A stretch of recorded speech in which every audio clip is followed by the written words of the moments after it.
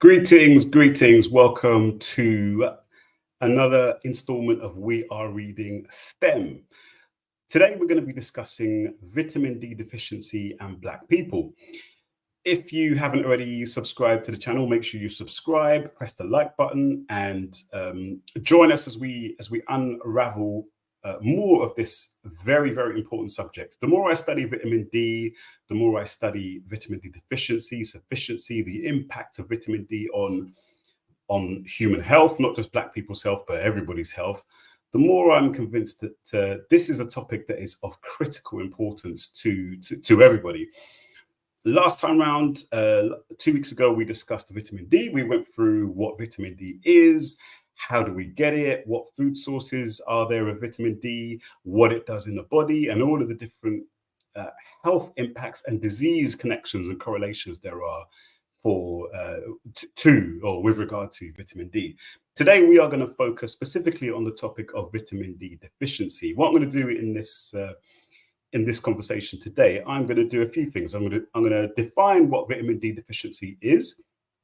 And that's not actually a very straightforward thing, but I'm going to define what the general kind of group of definitions of what vitamin D deficiency is. We're going to talk about focusing then on Black people specifically in various different parts of the world. We're going to talk about what studies show and what epidemiological studies show with regard to the deficiency or sufficiency of vitamin D amongst Black populations in various different parts of the world, primarily the United States and the United Kingdom, but also we're going to look at the continent of Africa itself and a couple of other places as well. Then we're going to spend quite a lot of time talking about the impacts on Black health of vitamin D status, specifically the impact on Black health of vitamin D deficiency. So we're going to be delving into a lot of scientific papers, a lot of studies, there'll be a lot of graphics on the page to kind of guide us in this. And I truly think that this is going to be, hopefully, well, my aim, I should say, is that this study will end up being the most comprehensive study on YouTube as of the 13th of December, 2023, into the topic of vitamin D deficiency among Black people. So that's my aim, and we're going to get straight into the subject now. First of all, what is vitamin D deficiency? That's the question. So this is not a very straightforward thing. So one of the first things to be aware of is that unlike other forms of deficiency, so for example, vitamin C deficiency and other types of deficiency, vitamin D deficiency is not something that if you are under the levels of that where you're determined to be deficient in vitamin D, it's not like you're going to you're not going to suddenly fall over and die. So reading from one of these papers, this explains it a little bit for us. Deficiency does not necessarily connote or mean clinically explicit disease, as would the term deficiency for nutrients such as vitamin C.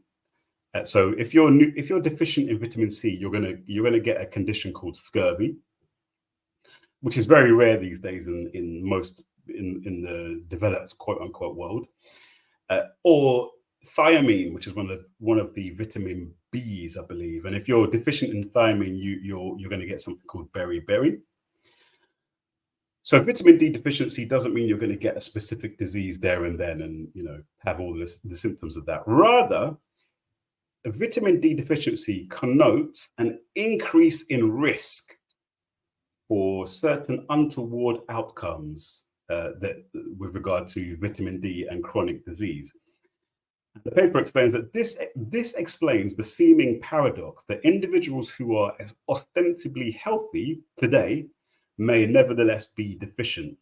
So that's an important point, is that many of us are vitamin D deficient, living with vitamin D deficiency, but it's apparent you won't necessarily be able to tell. You're not going to have like some very obvious symptom of vitamin D deficiency, like your skin's not going to come over in rashes, or you're not going to suddenly have like piercing pains in your belly, or your kidney's not going to stop working or something like that. Vitamin D deficiency is about predisposition, more of a predisposition toward certain kinds of diseases. And so if you remember our last video that we discussed vitamin D, you know that vitamin D is termed I believe the term is pleiotropic hormone or pleiotropic vitamin, which means it has a very, very wide range of roles to play in the human body. And thus it is connected or correlated to a very, very wide range of diseases and conditions. So as I said, if you haven't seen the first video, check the first video out, and you'll see that my working understanding of vitamin D is that it's basically kind of like a quarterback or a playmaker for our immune system. In particular, the vitamin D has loads of connections with our immune system, turning off and on certain switches, enabling certain cells and enzymes and so forth related to immunity to function properly. And as we're going to see later on when we talk about Black health in particular and its connection to vitamin D deficiency, you'll see how that comes out. But the first point is that vitamin D deficiency is not that you're going to straight away get some disease or some very obvious outcome. Many of us, most of us Black people, frankly, in the diaspora, I should say, are living with vitamin D deficiency without even knowing it. So the second point I want to say, vitamin D deficiency or sufficiency for that matter, is defined by looking at the circulating volumes of 25-hydroxyvitamin D in our blood. 25-hydroxyvitamin D is also called calcidiol and also called calcifediol. It's considered by most places I read to be an inactive thing, but there is some dispute over that, which I discussed in the last video. But quoting from another one of these studies, it explains this point. The total serum 25-hydroxyvitamin D level, i.e. the sum of 25-hydroxyvitamin D, aka calcidiol and calcifediol, that is bound to carrier proteins and is free in circulation, is the currently accepted marker of choice for defining vitamin D status in any given individual. So this is the thing: when you get tested for your vitamin D status, it's looking at the levels of 25-hydroxyvitamin D. The reason that this is the preferred thing that's measured as far as vitamin D status goes is based on three things. One, analysis of the existing body of clinical research. Two, assay advantages that confer easy and accurate measurements. So it's a lot easier to measure than some of the other forms of vitamin D. You'll remember from our previous video that there are actually several different forms of vitamin D. There isn't one thing called vitamin D. There are several different compounds, which are, most of them are precursors to the next one, which is a precursor to the next one, and so on and so forth. This one, 25-hydroxyvitamin D, is the one that is most easy to measure. And that's partly based on the third element here, the fact that it's the most abundant and stable of the various vitamin D metabolites in the serum, i.e. in the blood. And the paper explains that this form of vitamin D has a relatively long half-life of 15 days compared to its metabolite, the next form of vitamin D, which is 1,25-dihydroxyvitamin D, which only has a half-life of 15 hours. So in other words, if you were going to base your vitamin D status on 1,25-dihydroxyvitamin D, which is also called calcitriol, that's going to be quite hard to measure because it only lasts, in the half-life of it is only 15 hours, which means that after 15 hours, half of it is going to be gone. Calcidiol or 25-hydroxyvitamin D lasts for a very long time. It's easy to measure, and that's what's measured when we get our vitamin D levels checked. Now, I won't go into the nuances of that, but there's a lot of debate actually in the scientific community over whether we should be measuring some of the other forms of vitamin D that are circulating in our blood.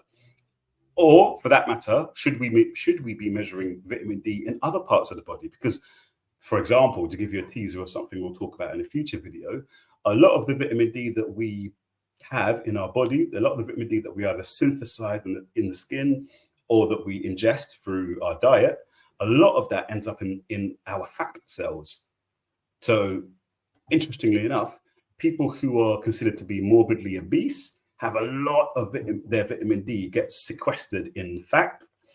And while it can be released into the serum if needed, that takes a very, very long time. So people who are morbidly obese are much more likely to be vitamin D deficient, i.e. they're going to have much lower levels of vitamin D in their blood, which means they're going to be less able to deal with the infections and things that come up that vitamin D helps us to fight against, which we'll talk about later on. But key point of that section is that vitamin D tests look at the levels of 25-hydroxyvitamin D in our blood. Now, to complicate matters and to confuse things even more, to make things even more complex than they already are, not only are there different forms of vitamin D that we can measure in our bloodstream, there are also different units of measurement. So just a quick one here. So in the United States, most of you watching this video will probably be in the United States. In the United States, the measurement that is used is called nanograms per milliliter, which is usually written NG/ml, nanograms per milliliter. But in the United Kingdom, the UK, and I think in a lot of Europe and other parts of the world, we use nanomoles per liter, which is nmol/L. So that makes things a little bit confusing when you're reading the scientific literature or even just looking online to try and find out, okay, well, what is vitamin D deficiency or sufficiency? You'll look at these, you'll find these two different ways of measuring it, which is so annoying. It would be really good if the scientific community could just come together and decide, let's all call it nanograms per milliliter, or let's all use nanomoles per liter.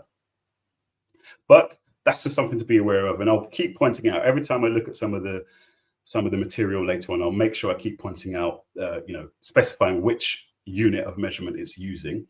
But just so you know, 1 nanogram per milliliter, to find out what that is in nanomoles per liter, you times it by 2.5. So 1 nanogram per milliliter equals 2.5 nanomoles per liter, just so you know. Greetings to everyone who's in the chat. Shout out to you, English Girl 234. Welcome aboard. Always a pleasure, always a blessing to have you. And interestingly, English Girl, you brought up international units. We're not going to be talking about intake of vitamin D much in this video, because there's going to be another live stream, probably hopefully next week, where we'll be talking about supplementation and diet. But yes, there's also confusion about the measurements of vitamin D intake. So there's the international units intake, which is one way of referring to it, but there's also micrograms. So sometimes I've got a supplement up there which it tells me, oh, this is how many, it's in drops form, and it says, 2 drops gives you 35 micrograms per, 35 micrograms of cholecalciferol. But when you look online, most of the time they use international units. So again, you have to do all this mental conversion, which just makes life so annoying. And this is one of the things that really annoys me, actually. Something so crucial as vitamin D and our vitamin D status has all of these complications that you have to, know how to navigate and work out, and so on and so forth. So hopefully that's something that, over time, we as people, as individuals and communities can kind of navigate and, share the knowledge that we know how best to negotiate these things. Now, so we've talked about what deficiency, how do you define vitamin D deficiency? What does it mean? How do what are the measurements of vitamin D in our bodies, and also what specific form of vitamin D you measure when we look at vitamin D levels in our body? But then the question comes, what level of vitamin D in the body counts as deficiency? And of course, there is no consensus internationally on this point. Different organizations have different threshold, if you like, for vitamin D deficiency or sufficiency. And this, of course, this is around the world as well. So another layer of confusion to make things complicated for us. But I'm going to do my best to kind of try to boil this down into what I think are kind of probably the most, the rough consensus view. So quoting from a paper here, a 2019 paper, health organizations across the globe differ significantly in their definition of what level of total circulating 25-hydroxyvitamin D constitutes sufficiency and deficiency for a quote unquote normal population without evidence of active bone disease, i.e. osteoporosis, hyperparathyroidism, etc. In North America, the Institute of Medicine has recommended the value of more than 20 nanograms per milliliter of 25-hydroxyvitamin D, which is 50 nanomoles per liter for sufficiency. So the Institute of Medicine says that you need to have at least, if you've got 20 nanograms per milliliter or 50 nanomoles per liter or over, then you are vitamin D sufficient. However, the Endocrine Society recommends for a minimum of 30 nanograms per milliliter, which is 75 nanomoles per liter. The Vitamin D Council states that individuals should strive for levels above 40 nanograms per milliliter, which is 100 nanomoles per liter. In contrast to this, the UK Science Advisory Council on Nutrition defined vitamin D deficiency as serum levels of 25-hydroxyvitamin D more than 10 nanograms per milliliter, which is 25 nanomoles per liter, but did not recommend an optimal level for human health. Although the 10 nanograms per milliliter level is held by some other European nations, some have recommended higher levels. So there's diversity in what is considered to be, where you are considered to be vitamin D deficient. Now, one thing I want to say is that I looked around into the National Health Service here in the UK to see what they say. And although the overall official recommendation, I believe they do say the 20 nanomoles per milliliter minimum, 20 nanograms per milliliter. When I've had a look, so I had a vitamin D test. I've had one vitamin D test that I'm aware of, and that was in 2018. And that when I had that test, my levels were at 21 nanomoles per liter. And on the test, it gives a reference. So you can, if you're in the UK, please make sure that you sign up to the National Health Service app, because when you sign up to that, you can see your entire medical history going back to day dot when you were born. And that's really important. One of the most important things for us as Black people, but really for anybody, one of the most important things is to take control of your health information, because if you don't know your health information, how are you going to take control over your health? Similarly, with your friends and your loved ones and your family members, encourage them and help, sit down with them and help them to go through the health record so that they can understand, okay, this is what that test said. What does this test mean? What advice did the doctors give? And so on and so on and so forth. But yeah, on the test, it said, mine was 21 nanomoles per liter. But then it said the reference limit was 80 to 150 nanomoles per liter. So let me just share this image here, because this will help us to kind of get a grip on what we're talking about here. So where are we here? Hang on a second. Yeah, I think this will do it. And then, wait, hide share. Oh, my apologies. How do I get this up now?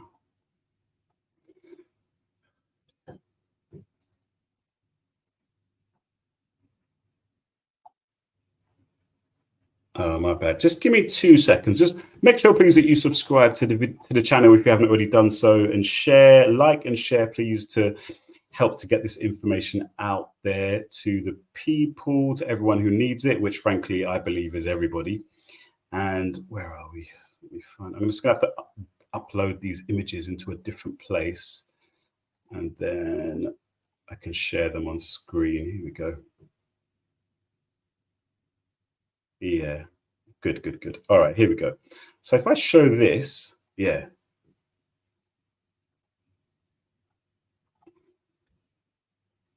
So this is this is a good image because this basically kind of shows you what I think is probably this is my approach. This is how I understand vitamin D deficiency, and sufficiency. So you've got nanograms per milliliter, the units at the top there, which is the one used in the United States.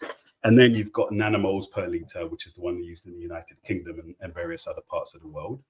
And if you would like to get the notes from this video, by the way, please do sign up at eliwananda.substack.com. But you see there, the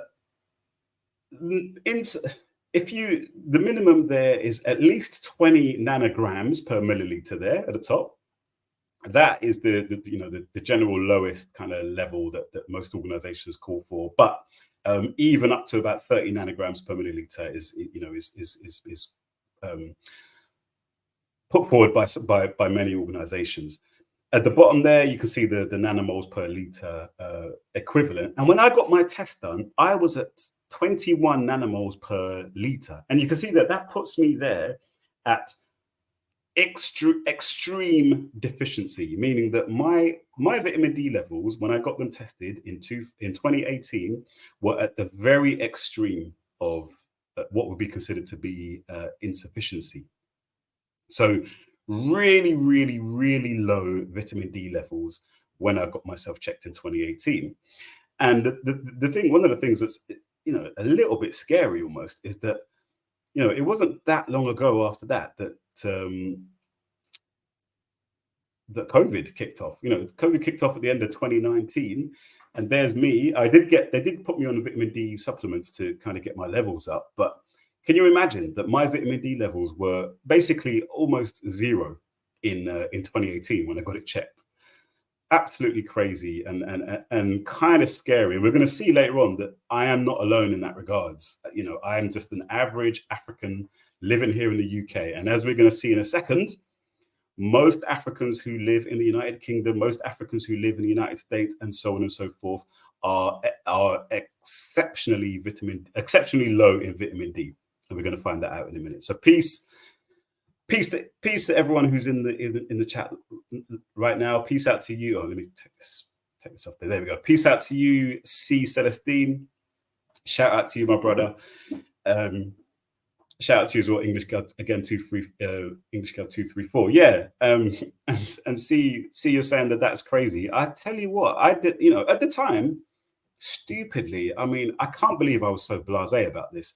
At the time, I was just like, oh, okay. Because let me quick detour. The reason I went was because I had like some infection on my fingernails. Random, very random. Never had that before, never had it since. But I had some infection on my fingernails. And it was in the winter.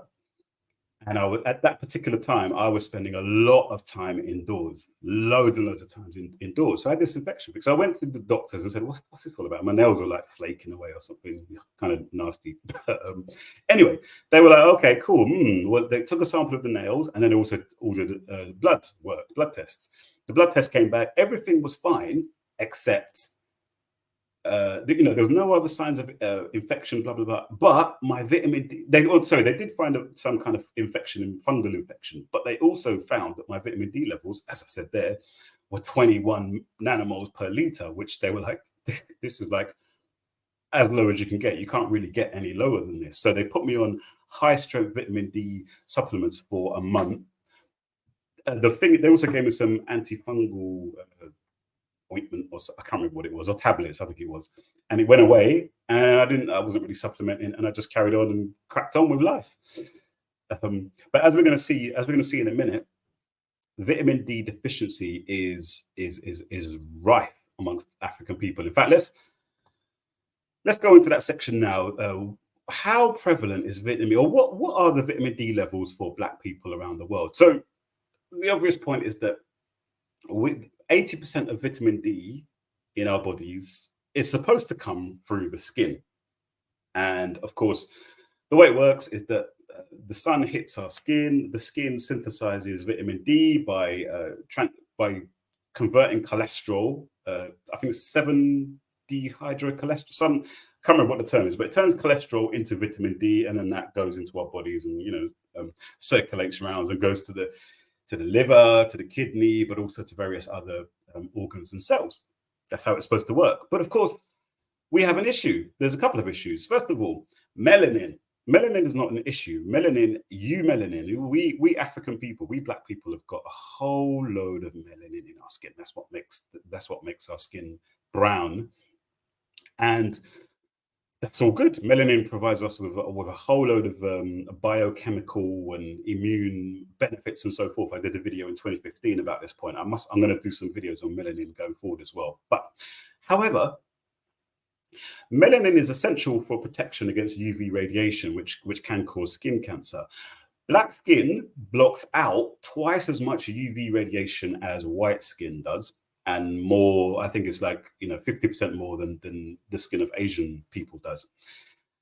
But because the skin we rely on the skin to transfer UVB light to synthesize vitamin D, when we live in somewhere that's really sunny all the time, all year round, i.e. in Africa, this is great because we can be outside all day long, and our melanin helps us to kind of moderate the amounts of vitamin D that we're synthesizing in our skin, as well as giving us all the other benefits that melanin gives us. Eumelanin, melanin, good melanin. That's what the scientific term is. This isn't some, I'm not making it up. That's what it's called, eumelanin. So what you find, and we're going to look at some images in a minute, what you find is that the further away we get from the equator, black people, the further away that black people move from the equator, the lower our vitamin D levels tend to be. So let me show you a few images to point this out. This following image here. This is an image from relating to African Caribbean people, specifically African Caribbean people, meaning people in the Caribbean, people from Jamaica, Trinidad, these kinds of Cuba, Grenada, and so on and so on. All these. This is a study specifically relating to African Caribbean people. And you'll see here, those dots there are studies which have been done on the vitamin D levels of African Caribbean people. At the bottom there, let me just move this scrolling thing there to help you. Yeah, there we go. So at the bottom there, you'll see the axis there, which shows latitude. So in case you don't know, 0 is the equator. I was born basically on the equator in Uganda. And those digits that you see there, 20 degrees, 40 degrees, 60 degrees, are distance from the latitudes, either further north or further south from the equator. And then on the side there, which one's the x? Is it the y-axis, the up axis, the vertical axis? You'll see there, those numbers there refer to there we go. Those numbers there refer to the vitamin D levels. 25 hydroxyvitamin D levels, and these dots in the middle are studies which have been done to show average vitamin D levels amongst those populations in the study. And what you find there is that the studies which were done on Black African Caribbean people living at or close to the equator found vitamin D levels, and that's in nanomoles per liter, very, very high. Basically, most of those are what, 70 to 90 nanomoles per liter. Very, very high amongst our people, these people who live at or close to the equator. But then when you moved, and that would probably include most of the Caribbean, because I believe most of the Caribbean is around about that kind of 0 to 20 degrees from the equator. All good, very, very high levels of circulating vitamin D. But then when you move to the right of this graph, and you see there's not many studies there, but you see that those studies there that were done amongst the African Caribbeans living quite far north or south of the equator, and I presume those will be mainly African Caribbeans living in the United States and living in the United Kingdom. You see that the vitamin D levels were much, much, much lower, much more getting much closer to where my vitamin D levels were found to be in 2018, i.e., 40 something nanomoles per liter there, 30, 20 nanomoles per liter. And just to remind you that this is the deficiency and insufficiency kind of, gradients. And you'll see that, so basically amongst the African Caribbeans who live close or near, fairly close to the equator, they are on the right side, meaning optimal, very, very high level, good levels of vitamin D. And amongst those who are living very far from the equator, they were on the left-hand side, very, very low, like I in 2018. Let me show you another image here, another figure here. This is a good figure. These are studies from cities. So just to make it a little bit more tangible for us to see. So on the left-hand side is vitamin D circulating levels, again, going from 0 to up to 80 odd there. And then at the bottom there, you can see the cities. You've got Chicago, Cape Town, Kingston, Jamaica, Kumasi in Ghana, in Ashanti region, and European Americans. And the blue is for the men, the levels that are found amongst men, and the orange levels levels found amongst women. Interesting, the levels that are higher for men than for women. I would presume that's got probably something to do with pregnancy, probably, I don't know. But anyway, the point is there that you see this chart also gives us the latitude. So you see Chicago is the furthest north of the equator of these cities, and look at that. The average nanomoles per liter is around about 40, which is deficient. Remember here, look, that's insufficient. That's deficient. That's well into the deficient territory. Cape Town, which is quite far south as well. People often don't think of South Africa as being somewhere that's quite far from the equator, but it is. It gets very cold there in the winter. And even there, the levels were fairly low. But then you get to Kingston Town, Jamaica, 17 degrees north of the equator. Vitamin D levels much, much higher, getting much more towards where you really want them to be, which is, between 60 and 70 nanomoles per liter, which is getting toward the middle there, which is where you kind of want it to be. Oh, yeah, you want it to be at least in the middle, or at least on the right-hand side. Then you've got Kumasi, Ghana, where, again, higher. Kumasi, obviously sun pretty much all year round, happy days. And then you've got the European American levels there, average European American levels there, which you'll see there is, fairly low, kind of 50 or less.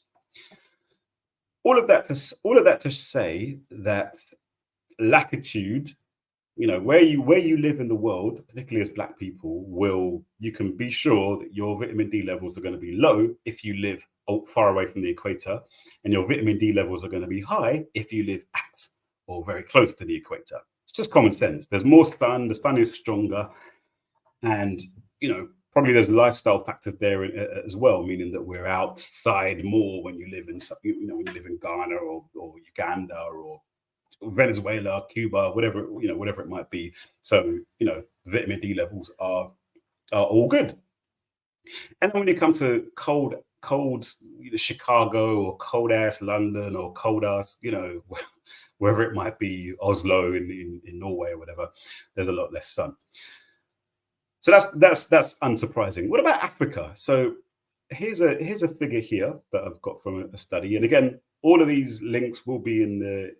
Just go to, where are we? eliwananda.com, eliwananda.substack.com, and I'll send out a paper, fully referenced paper with all the links to all the studies, and hopefully laid out nice and clearly for you guys to kind of see and understand.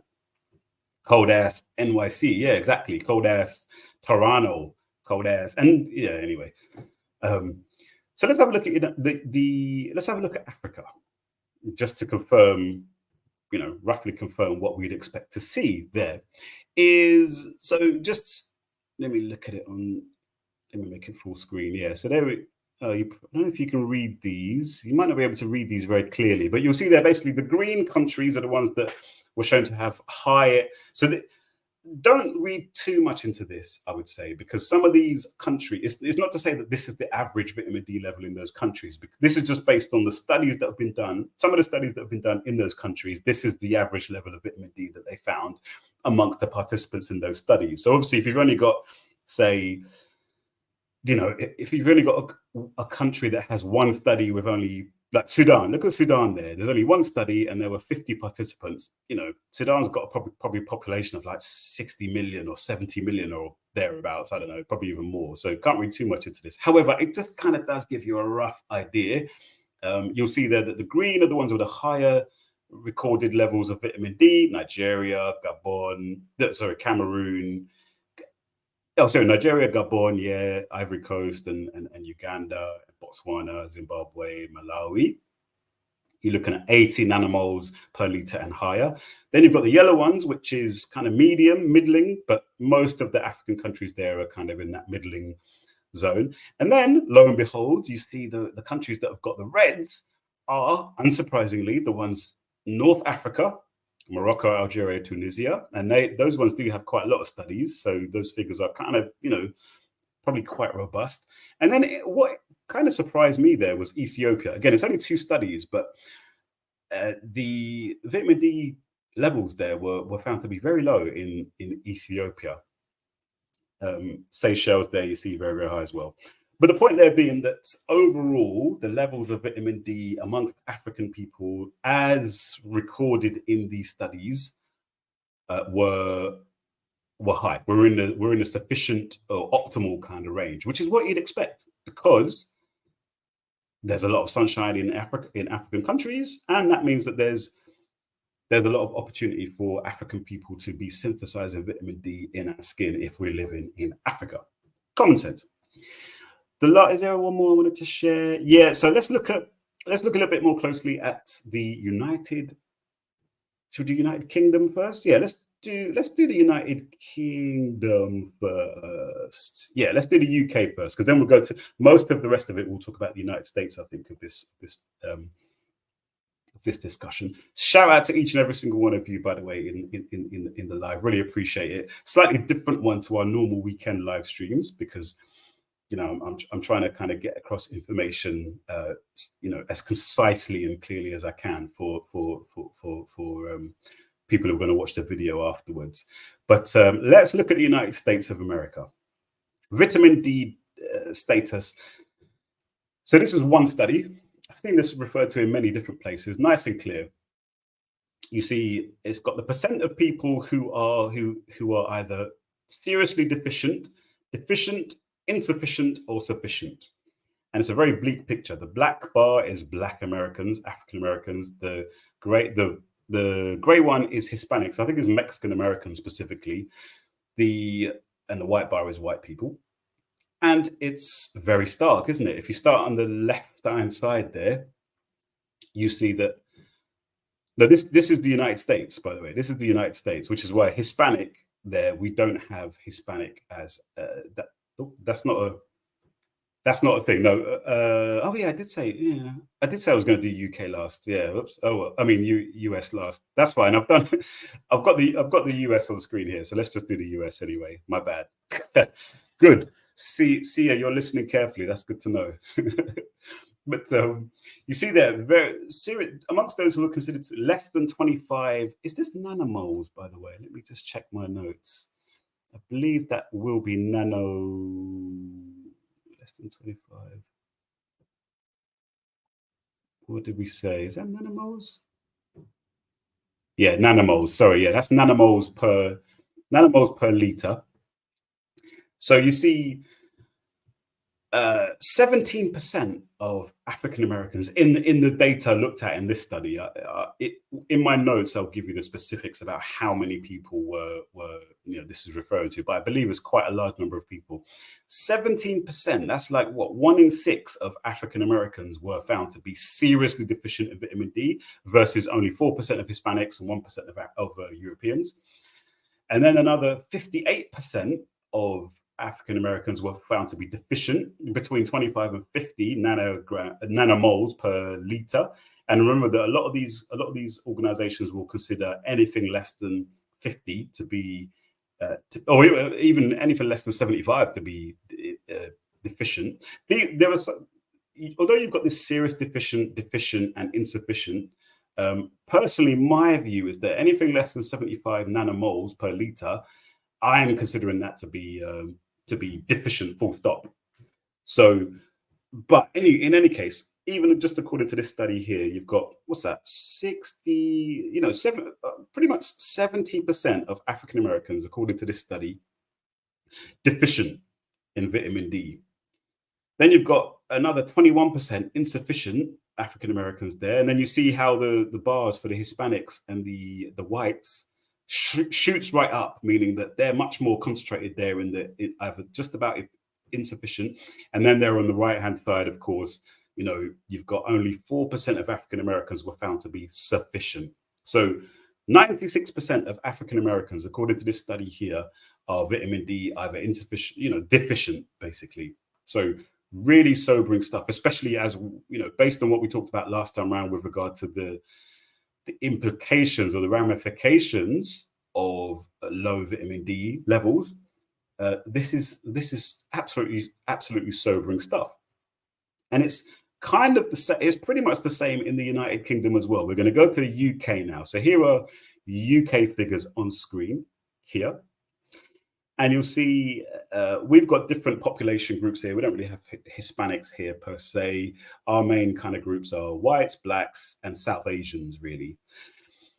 And then you'll see here, it's laid out in a nice colorful format here. You look at the green, that is considered to be vitamin D sufficient. Anything over 50 nanomoles per liter, according to this paper or this study. And this is good because it shows you the number of people who were participants in this study, observational study. So you're talking thousands of people, which is giving you, that's when you've got thousands. If you've only got like 10 or hundreds of people in a study, it's slightly less. The veracity of that study is not really it's not that the veracity is low, I would say. Take it with a kind of pinch of salt. But the bigger the sample size, the more solid the conclusions from that study are. This, I believe, is a nationally representative survey that was done, and you'll see there amongst African Caribbeans and all Africans,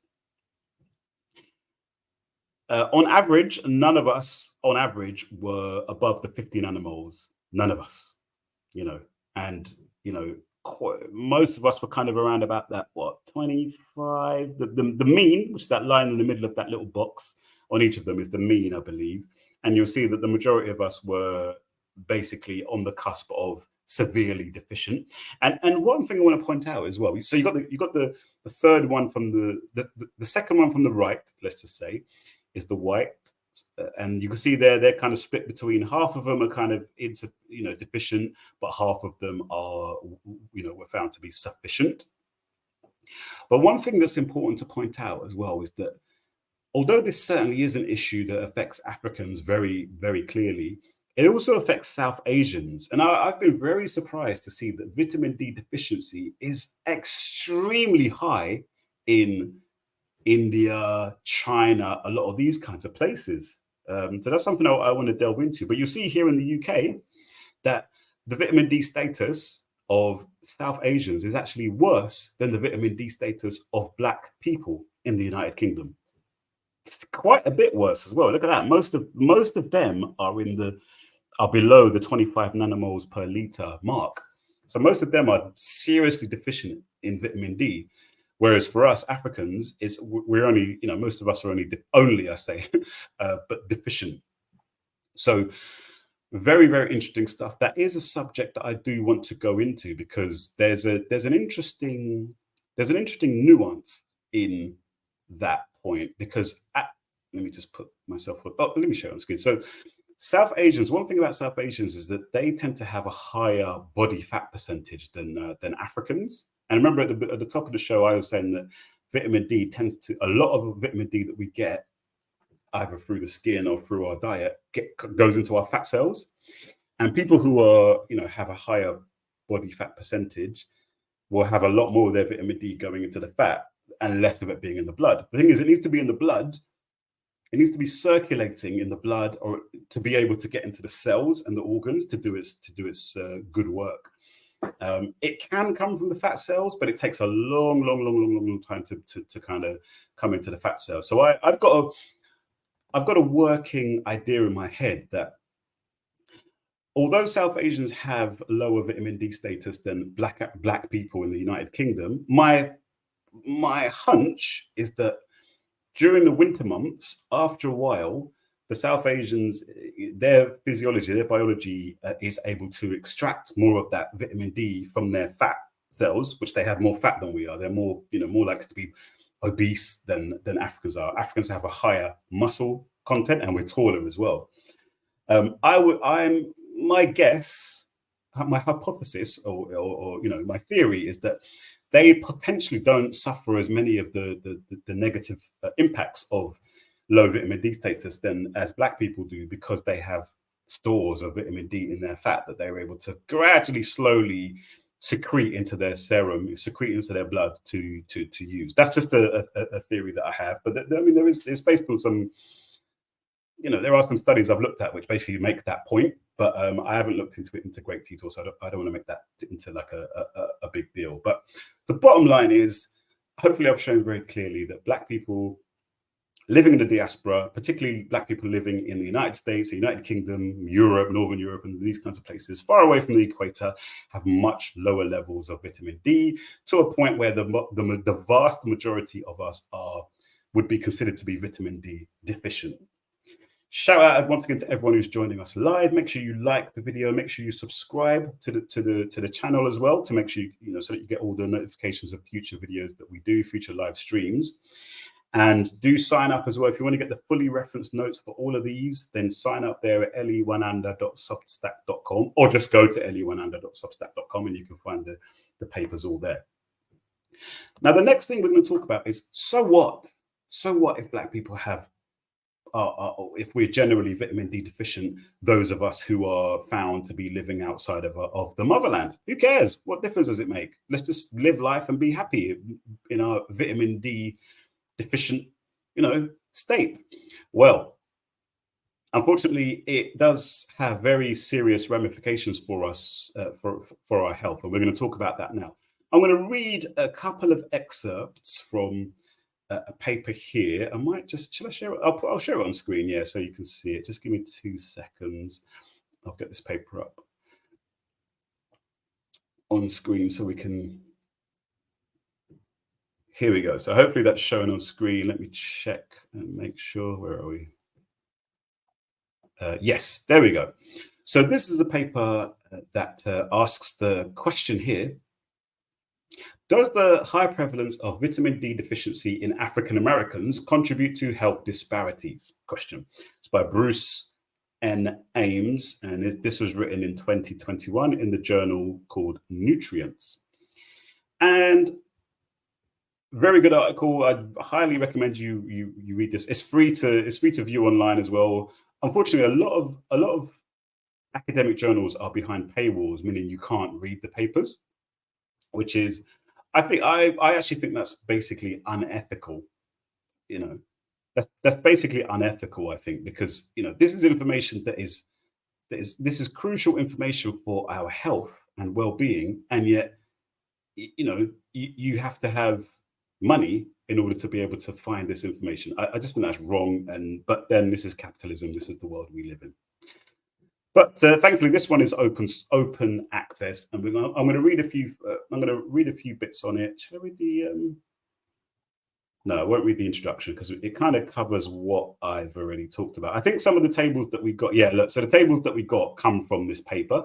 So some of those tables come from this paper. So do look at this. What I want to do is to read a couple of the sections with regard to the health impact. So down here we see this. Most epidemiologic studies of vitamin D and health outcomes have used plasma or serum levels of 25 hydroxyvitamin D to measure vitamin D status.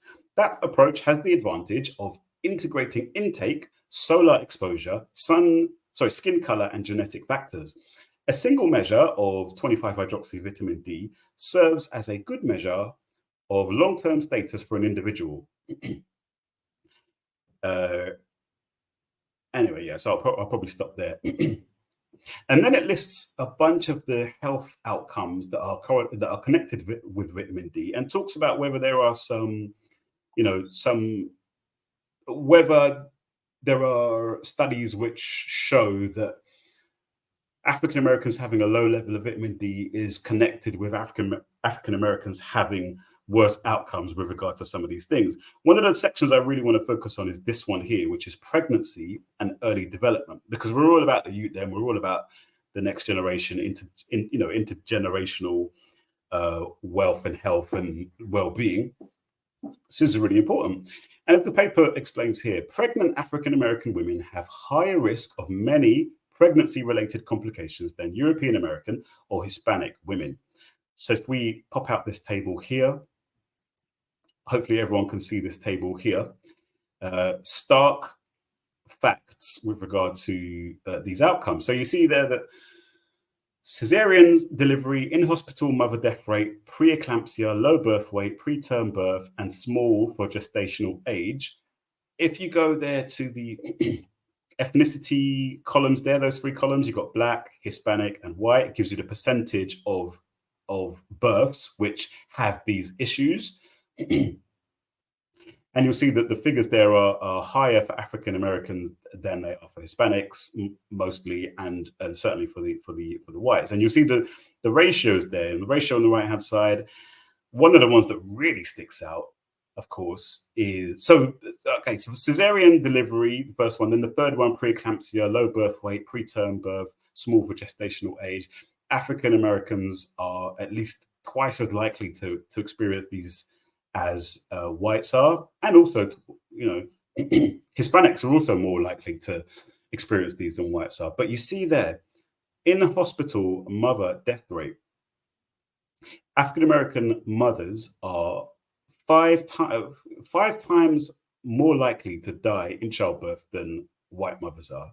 Horrific fact there, horrific state of affairs there. And I know it's the same in the United Kingdom as well.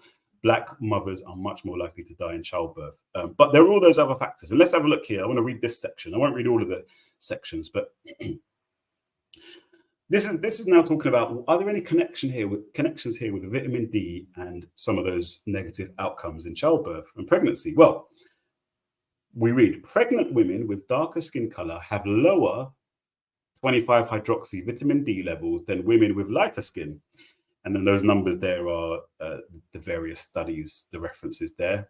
That's the way to study. The way to research is to read papers and then go and read their footnotes and read those papers and so on. Indirect support for a role of vitamin D in development is provided by the finding that during pregnancy, maternal serum levels of 125-dihydroxyvitamin D increase by 75%, and those of 25-hydroxyvitamin D by about 30%. So basically, when during pregnancy, vitamin D levels shoot up in mothers. The placenta plays a major role. And the point with that is that's an indication. It's indirect, but it's an indication that vitamin D has a role to play in pregnancy and infant development. The placenta plays a major role regarding these increases. Further, when 125-dihydroxyvitamin D, and just in case you don't know, that is the hormonal form of vitamin D that is converted either in the kidney or in the cells, directly in the cells. So this 125-dihydroxyvitamin D, also known as calcitriol, stimulates the vitamin D receptors. It can affect the expression of hundreds to thousands of genes, and fetal development is guided by gene expression. So all of that is to say, is making the point that vitamin D seems to be playing a very important role in the development of the baby and the well-being of the mother.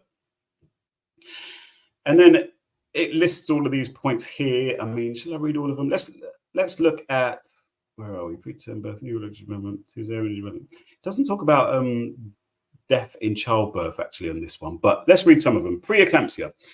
In a meta-analysis of data from 27 randomized controlled trials, including 4,777 participants, vitamin D treatment reduced risk of preeclampsia by 63%. Results were similar with respect to the beginning of supplementation until delivery, whether or not calcium was also supplemented, and whether the trial was blinded. Increased vitamin dosage of up to 7,000 international units per day were associated with a reduced risk of preeclampsia. And then, let me know. I won't read all of these things because I don't want this to get too unwieldy. But you see that it does the same thing for low birth weight and small for gestational age. A meta-analysis of 24 randomized control trials showed basically that vitamin D supplementation reduced the risk of children being born too small. Actually, this is interesting. Let me read this one. In an observational study conducted in Cincinnati involving 276 Black infants and 162 white infants, cord blood vitamin D deficiency, i.e. umbilical cord blood vitamin D deficiency, was associated with being small for gestational age for Black infants, but not white infants. Interesting. So anyway, similar with preterm birth, neurological development, and cesarean section delivery. And then the conclusion here is that the overall evidence strongly supports the harmful nature of vitamin D deficiency among pregnant women for both pregnancy-related outcomes and for fetal development. Further, vitamin D supplementation has reduced the risk of pregnancy-related complications, particularly for women with severe deficiency. And then we've got here, this is cancer. I think this is an important one to talk about. So rates of cancer are higher amongst African Americans than they are amongst European Americans. And you can see here on the table, the chart here for both, prostate cancer, lung cancer, colorectal cancer, kidney cancer, liver cancer, stomach cancer, and breast cancer. For both men and women, all of these, with the exception of kidney cancer, cancer of the kidney, and cancer of the lung, all of these are more likely amongst African Americans from being twice as likely to 3, even nearly 4 times as likely for stomach cancer amongst both men and women. So then, what does vitamin D have to do with this? And we read, in single country geographical ecological studies, solar UVB doses are inversely associated with mortality rates for many cancers amongst white people. And within the US, similar inverse associations are seen among both European Americans and African Americans. So the more sun that you get, the less likely you are to get cancer, basically that means. Variables related to socioeconomic status can be hard to account for completely, especially in ecological studies. However, among male professionals with similar education and occupation, African Americans with few risk factors for hypovitaminosis D, which means low vitamin D, had risks of cancer similar to those of white men. In contrast, African American men with several risk factors for hypovitaminosis. So in other words, African American men who are likely to have low vitamin D had a 57% higher total cancer incidence and 127% higher cancer mortality rate than white men. Colorectal cancer. I'm going to read the colorectal cancer because this seems to be the one that is the most consistently and most clearly connected with vitamin D insufficiency or deficiency. And we read, colorectal cancer, among various malignancies, low vitamin D status has been most consistently associated with colorectal cancer, cancer of the colon. In ecological analyses within the United States, colorectal cancer mortality amongst European Americans has been lowest in southwestern states and highest in northeastern states, and lowest in the southern states and highest in the northern states for African Americans, data missing for many states, consistent with the pattern of solar UVB doses in summer. So what that's basically saying is that when you live in sunnier areas, you're much less likely to get colorectal cancer than if you live in less sunny areas.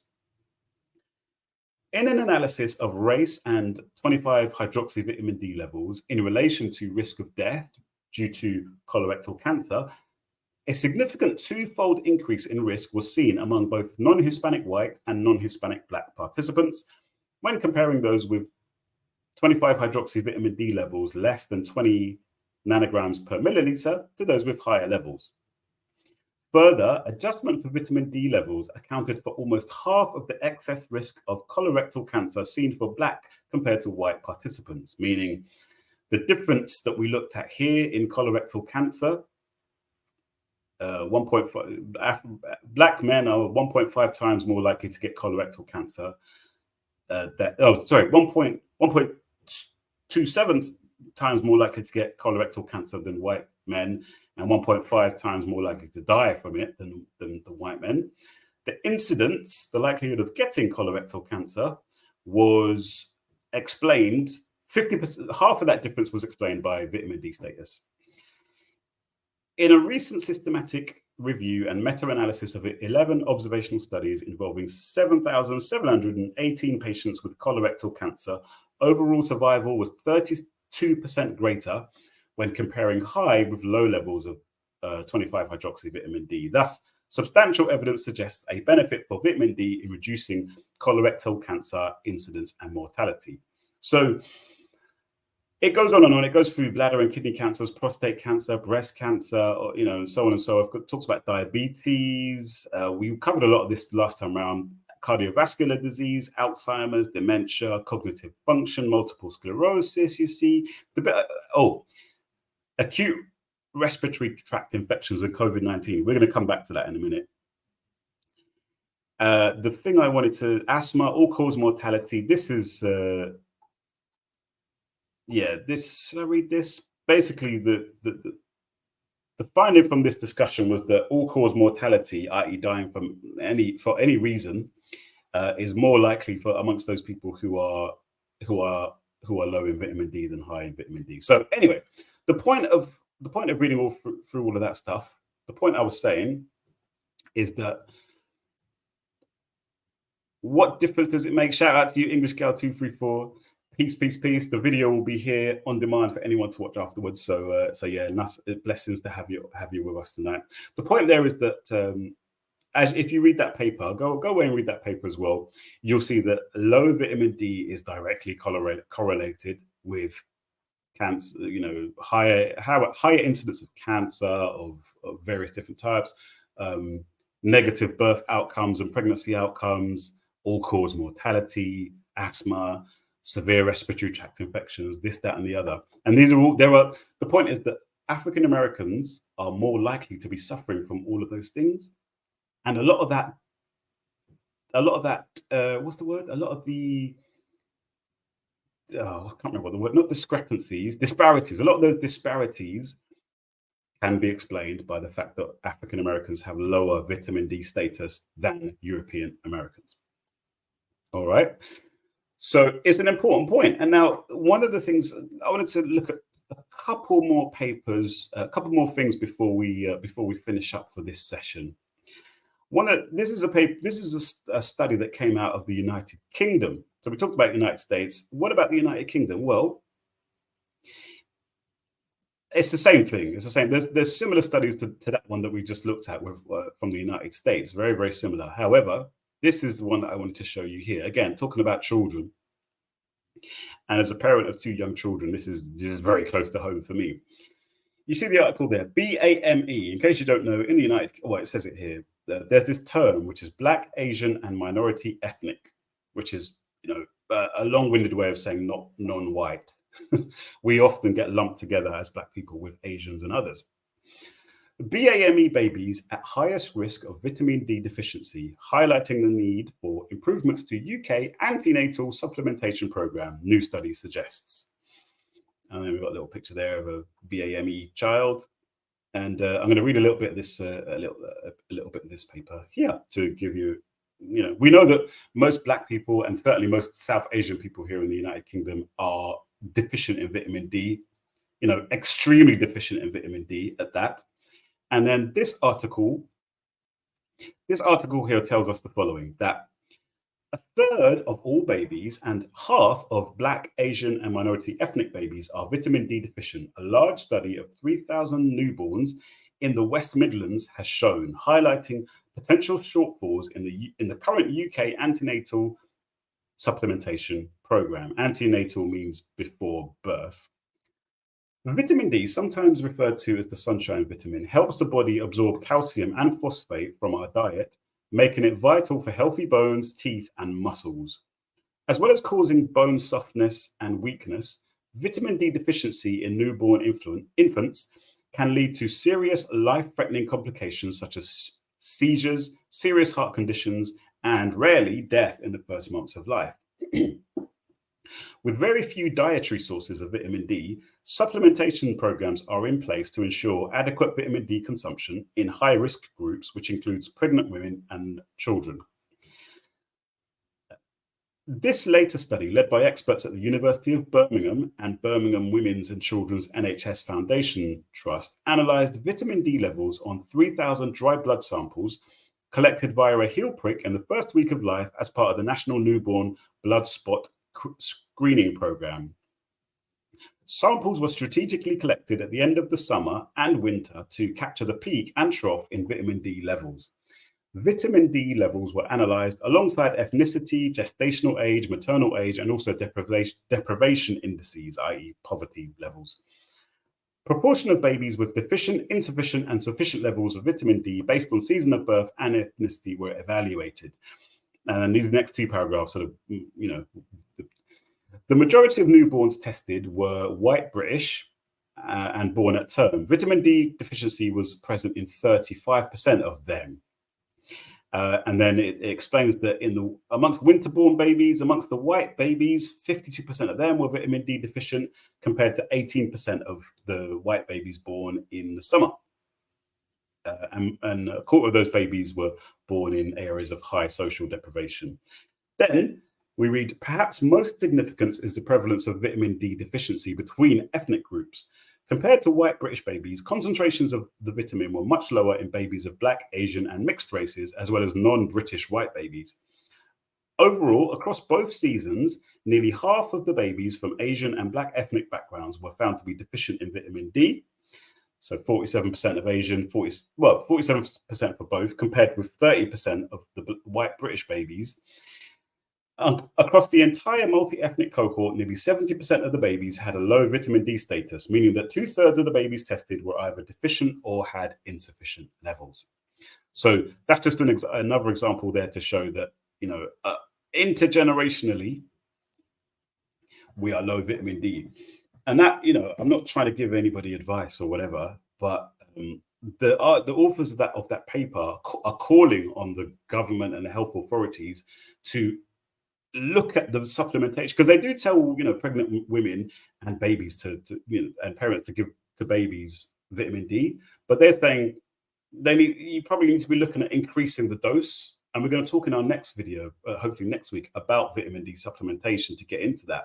But it seems very clear to me that, well, the point there is that most Black babies and most South Asian babies being born in the United Kingdom are already vitamin D deficient. And already that's predisposing them to various negative health outcomes.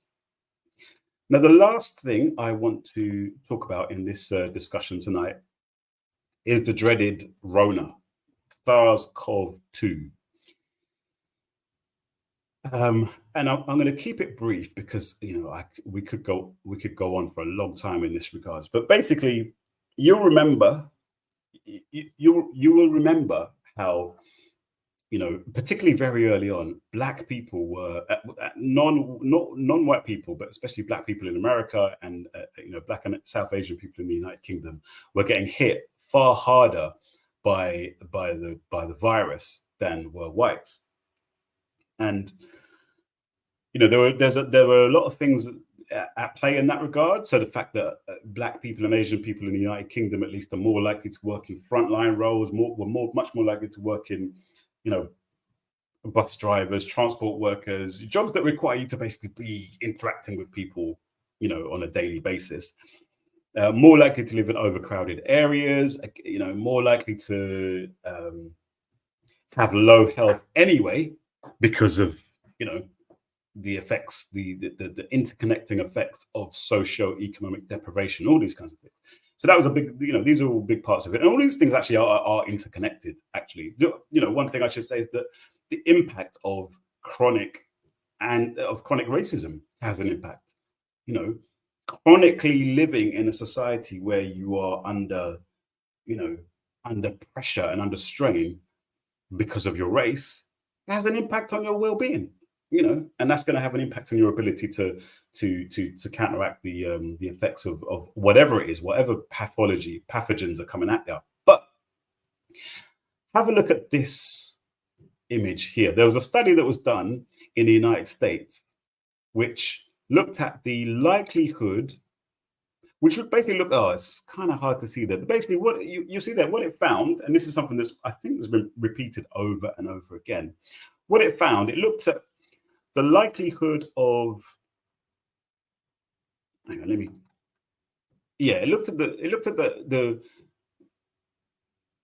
the percentage of people who got COVID-19 based on their vitamin D levels. And hopefully you can see this. It does look a little bit unclear here, but basically what it found is that overall, people who had lower vitamin D levels there, so less than 20 nanograms per milliliter, the average, the percentage of those who got the Rona was about 8%, and then the rates kind of went down.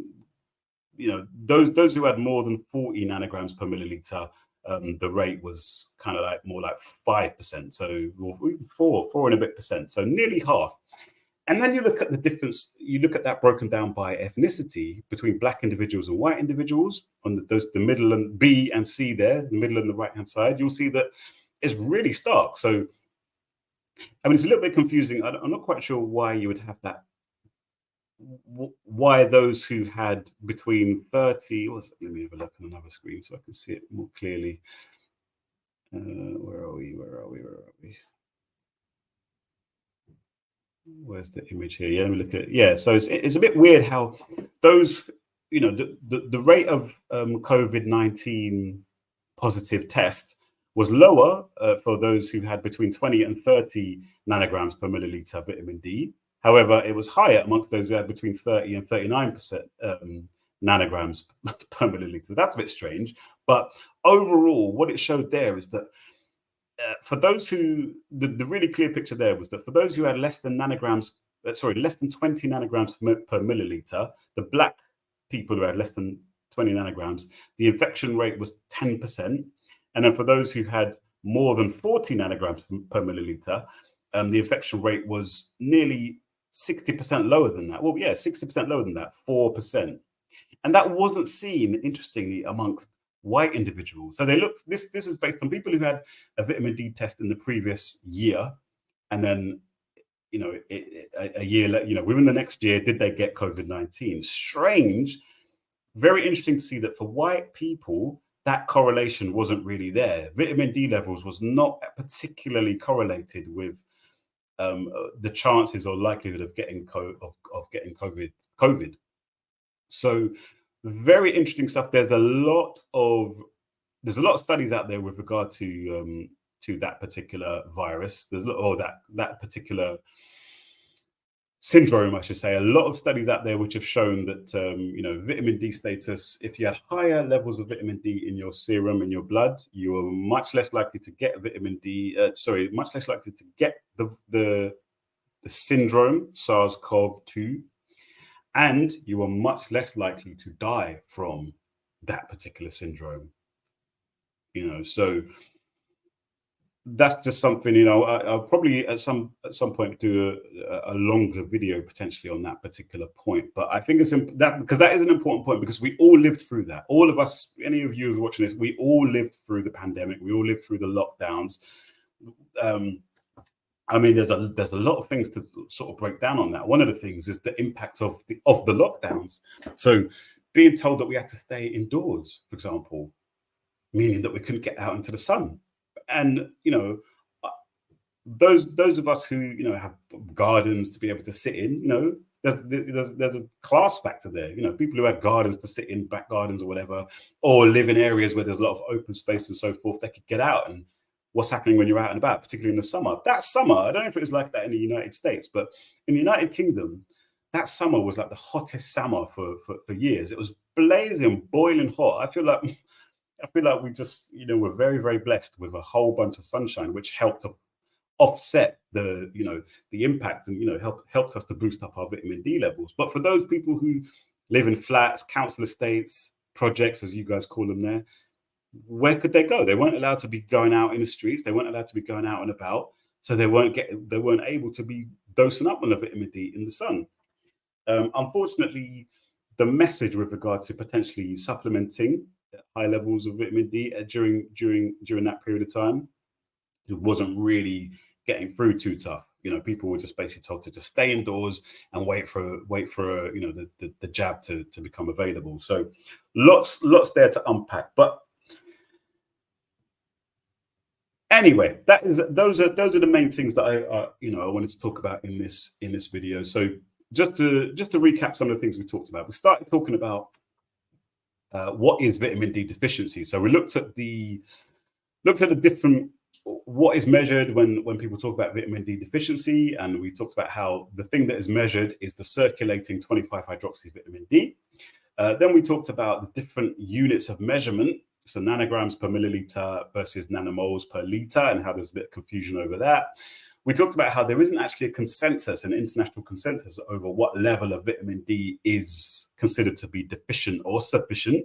However, we saw that, we looked at that image that showed us kind of, you could probably say that, if you're less than 30 nanograms per milliliter, most authorities would agree that you're probably deficient. And that translates to being less than 75 nanomoles per liter. And just to reiterate that when I got my vitamin D levels tested last in 2018, I was at around about 8 nanograms per milliliter, which is a third of what is considered to be sufficient. And it was about 21 nanomoles per liter. Okay, so very, very low. But then we discussed the fact that most Black people who live in the United Kingdom and who live in the United States are seriously deficient in vitamin D. Then we talked about the impacts, the health impacts of low vitamin D amongst Black people, African people in the United States and the United Kingdom. And we saw that there are many, many correlations between the health disparities with regard to Black health in comparison with white people's health and other people's health in the United States and in the United Kingdom. There are many correlations between those health disparities and the differential levels of vitamin D amongst Black people in comparison to the levels of vitamin D amongst white people. And then we finished up there talking about the big virus, which has, absolutely mashed up our lives from 2020 onwards. So I hope that's been informative. I want to thank you guys who've been watching this on the live. What I want to say is that the next live stream that we're going to do is going to talk about, we're going to go into specifics about, well, all right, we know all of this stuff. Vitamin D levels are very, very important. They're connected to health and so forth. Low levels are, more predisposed to getting various diseases and so forth. Mortality is higher if your vitamin D levels are low and so forth. The fact of the matter is that most Black people in the UK and US have got low, if not dangerously low level, or seriously low levels of vitamin D. So what do we do about it? So in the next video that I do, I've got my notes pretty much ready for that. We're going to talk about how to get vitamin D. What are some of the ways that we can get enough vitamin D? I'd like to go into specifics on that as well. So not just to say, oh, go and buy some vitamin D tablets from your local supermarket or whatever, or pharmacy. I want to go into detail to share what has been working for me, at least, or what my approach has been, and what I'm doing, what me and my family are currently doing with regard to, topping up our vitamin D levels. And a good point there. So Super Nick, Asante Sana, you made a point here, said, I've been seeing that the types of vitamin D makes a difference. Yeah. And taking it with other key minerals for efficacy. Yes, indeed. So certainly the type of vitamin D, sneak preview, vitamin D3, everywhere I read, vitamin D3 is the one that seems to be better absorbed by the body in comparison to vitamin D2. Vitamin D3 is what we make in the skin when we synthesize vitamin D. And vitamin D3, you get that from animals, so fish, oily fish, eggs. That form of vitamin D, cholecalciferol D3, is the one that's most absorbable. Vitamin D2 is good, ergocalciferol that is also good. Both of them are good, but it appears that vitamin D3 is most easily absorbable, which means we're able to use it. And then, sorry, the other point was that taking it with other key minerals. Yeah, that is a thing. In my study so far, I must say that.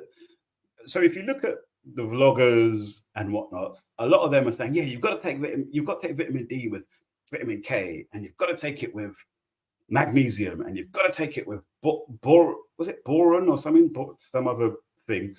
A lot of them are saying that, but when I look at the scientific literature myself, trying to find, okay, vitamin D, vitamin K, because my main thing is I don't want to just go by what some really good vlogger who knows how to put really good videos together and gain a following and try. I want to go to the source material to find out, well, what's your justification for making this point? And I've not found that much so far in the scientific literature relating to the necessity of combining vitamin D with other minerals, if I'm honest. Although I would say that, I've seen some stuff out there, particularly with regard to something like magnesium. So one of the things I'm reading up on is with regard to magnesium. But my understanding is, and I'm not trying to give health advice, but my understanding, my approach is that personally, I'm not trying to let things get too complicated. The first and foremost thing is get the vitamin D levels up, so if I'm unable, if a person is unable to afford the top, best version of vitamin D supplements that possibly is on the market, just get what you can get. Do you know what I mean? As long as it's not something dodgy and dangerous, get what you can get to boost them levels up. The top, actually, I mean, this isn't. We're not supposed to be talking about supplementation today, but I mean, it's come up. Thank you, Super Nick, for bringing up this point. But I think the most important thing, first and foremost, is that it's not really possible. Any person talking about vitamin D or any supplements or whatever, but certainly with vitamin D, any person talking online about vitamin D should say that these things are very individual. And one of the most important things to do is to get your vitamin D levels checked, so you know where you're starting from. So I know where I'm starting from. Well, I mean, 2018, the test that I did showed that I was very, very, very, very low, and I've got no reason to. My health history and since that time suggests to me that, yeah, my vitamin D levels will be very, very, very low still, because there's, my immunity hasn't been that great. You can either, so if you're in the UK, you can get the National Health Service. You can ask them to do a vitamin D test. I would do that. Or if in the US as well, just ask them, please, I'd like to get my vitamin D levels checked. And it's a very, very simple thing to do. So you do that. But if they want, you can buy vitamin D tests online, or you can get them in shops as well, like for fairly cheap, maybe, I don't know, $15, $20, £10 or something like that. We did one. My wife did one. We did one a few weeks ago, and it's like a skin prick test thing. So you put the thing on, it kind of jabs your finger, then you put the blood into the thing. That bit's a little bit like a SARS-CoV test. You put it in the thingy, and then it tells you. It's not the only thing with that is it's not very precise. So whereas if you get it done the actual laboratory way of doing it, they'll tell you what your specific actual level is. Is it 20 nanomoles per milliliter? Is it this many 20 nanomoles per liter? Is it this level nanogram per milliliter, and so forth? That's the creme de la creme. That's what you really want to get. But if you can't get that, do the home tests, and then you can. It will tell you whether you're sufficient, deficient, or deficient. So I think it's like the 2 or 3, but that's good enough. At least that will tell you roughly where you're at. Or you can also buy the ones that you send off to the lab and That's what I would say to do first and foremost, rather than necessarily assuming that you need a high strength, for example. That's probably the point, is that I probably think that all of us need to be supplementing. All of us Black people need to be supplementing if we live in the diaspora, but not all of us necessarily need to be supplementing with very, very high levels. That's going to depend on what your actual levels are, and this is all part of something which I'm realizing is so important, is taking control of our health, taking control of our health information, taking control of our diets, understanding, well, why are we eating the foods that we're eating? Why are we, you know what I mean?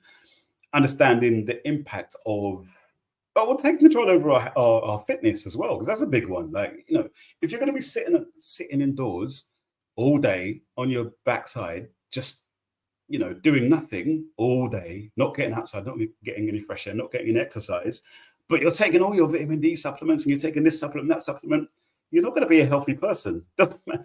You know, supplements are not going to fix everything. It's got to be part of all of these things, and I need to remind myself this as well. All of these things have got to be part of a holistic approach to life, and that includes everything, not just exercise, not just fitness, not just diet. It includes sleep. It includes relationships, having good relationships with people. It includes social networking, as far as, you know, our people, our race, our people. You know, I would say that an important part of our well-being, physical and mental well-being, also involves us connecting with one another as African people, especially in the diaspora. It involves us connecting with our traditions, with our you know, our history, our culture, our ancestral, you know, heritage, and all these kinds of things. All of these things are part and parcel of the whole, and it's important that we don't compartmentalize. Oh, I'm going to take this tablet and this is going to fix everything. No, it's not. You know, the one vitamin D tablet a day or whatever it is not going to fix everything. If we've got to kind of, you know, view it as part of a whole. But yeah, so plus yeah, exactly, yeah. Taking two, so yeah, we'll talk. You know, all sneak preview for next time round. But taking too much vitamin D, yeah, can be detrimental. Although, from my study, it seems like taking too much vitamin D would, I mean, you'd have to be taking a gigantic amount of vitamin D, like many times, you know, over. I think they say that anything up to 10,000 IU per day, you know, no one's found any negative outcomes of that, you know, and not many people are calling for. Some people say, oh, yeah, take 10,000 IU a day. I don't think that's sensible. I think with your health, I think we've got to be cautious. You know, be cautious. Start cautiously, fairly cautiously. Do you know what I mean? Like, I think that personally, I think that the levels which are advised by a lot of these health authorities, as far as supplementation goes, I think they're too low. I think they're too low for us, particularly as Black people. However, I don't think that means that we have to go crazy and start to, you know, take 50 times the amount of those levels. And, you know, it takes a level of just patience to do the research, understand what are my levels, or how much vitamin D do I have in my blood, first and foremost. Okay, and then starting to look at, you know, what are the different forms of vitamin D we can take. Even, you know, I'd like to talk about next time around is, like, you know, vitamin D is fat soluble, so probably a good idea to take vitamin D with a fatty meal of some sort, because it will help to absorb the vitamin D and so on and so forth. I don't know, but and then Knichao, you said I have a 7. 7 what? 7, I don't know what you mean by that. What do you mean 7? And then zinc, yeah, zinc. Zinc is a funny one. There was a time where I was like all in on, yeah, let me take zinc supplements, but I'm not sure about the necessity of supplementing zinc, if I'm honest. I mean, my basic point is this: vitamin D is the only thing that I am very certain of the need to supplement on. Everything else, I'm not certain about, because it's just not clear.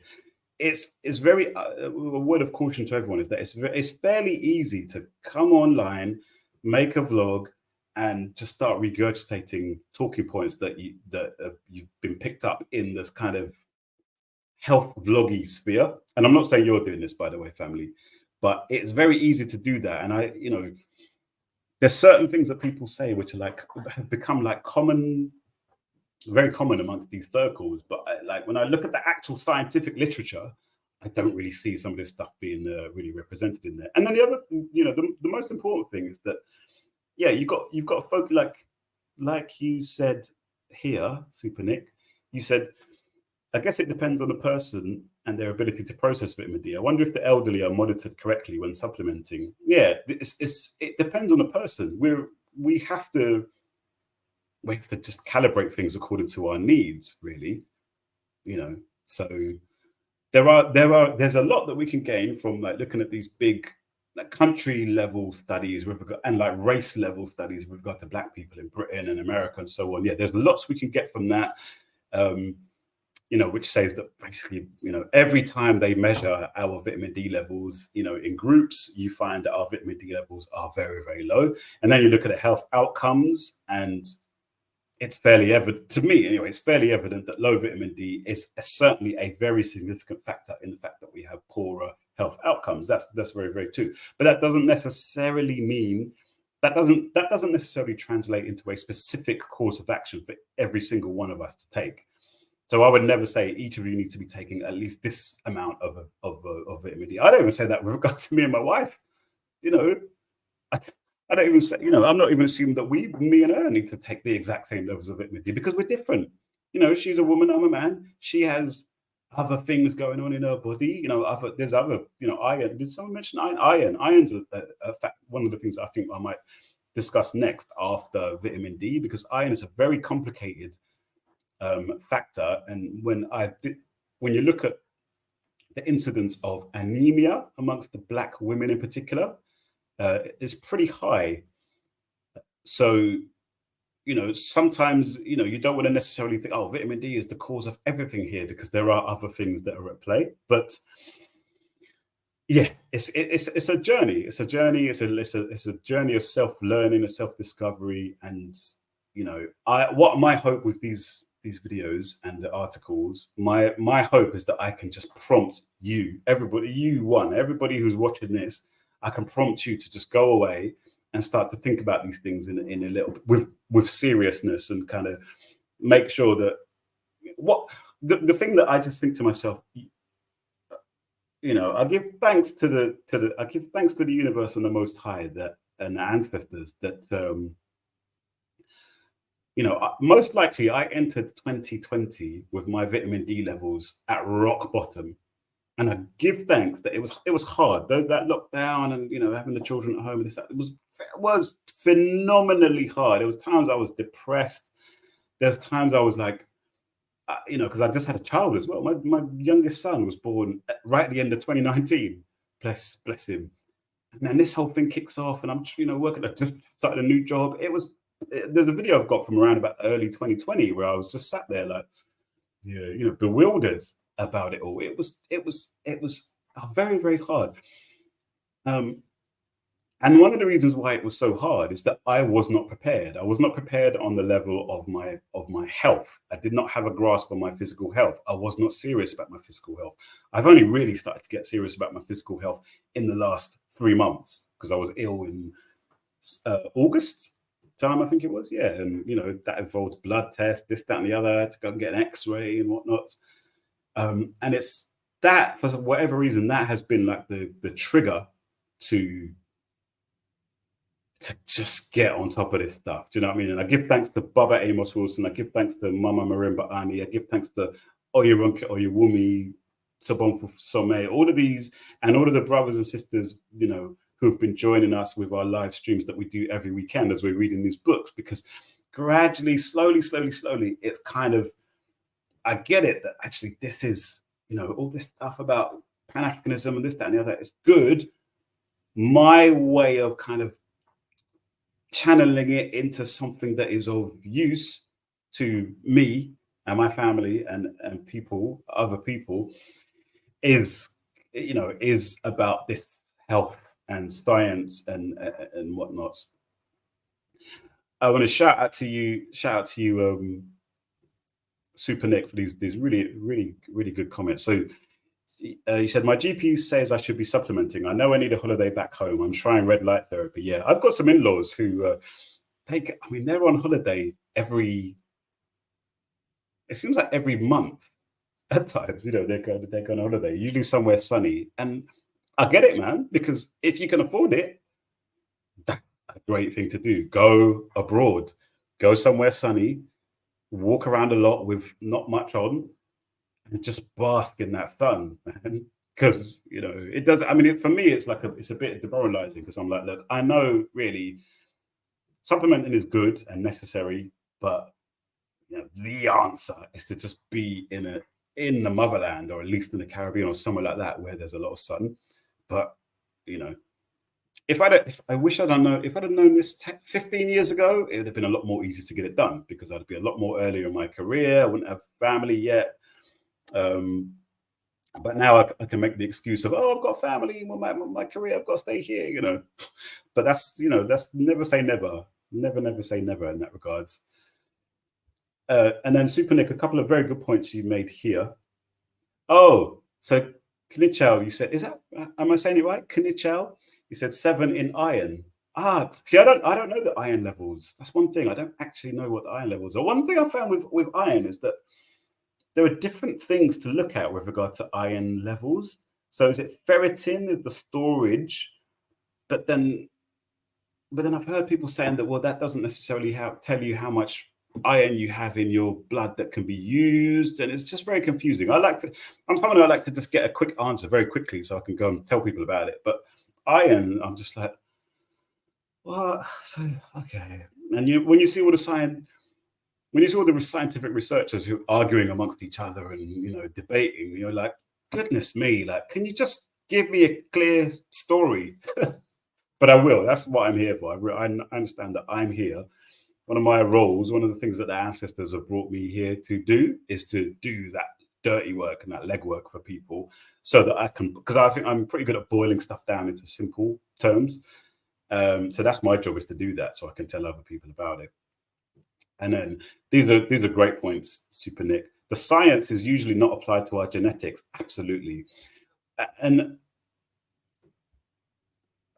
that's a really important point. That very, very, I mean, have I even read any papers about vitamin D from Africa? Not many.